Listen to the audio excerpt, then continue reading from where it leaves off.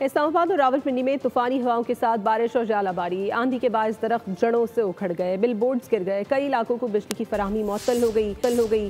مری میں بھی گرج چمک کے ساتھ بادل برسے، اٹک میں بھی بارش اور ژالہ باری ہوئی، میاں والی میں آسمانی بجلی گرنے سے ایک شخص لقمہ اجل بن گیا۔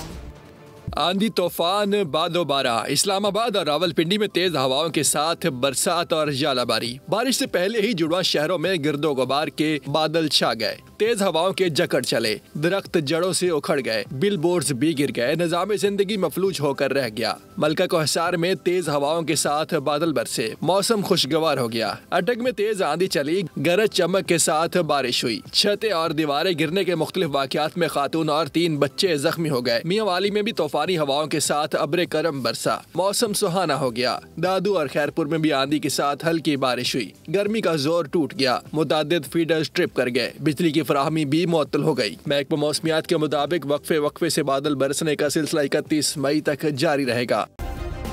سبسکرائب کریں اور بیل دبائیں تاکہ کوئی خبر رہ نہ جائے۔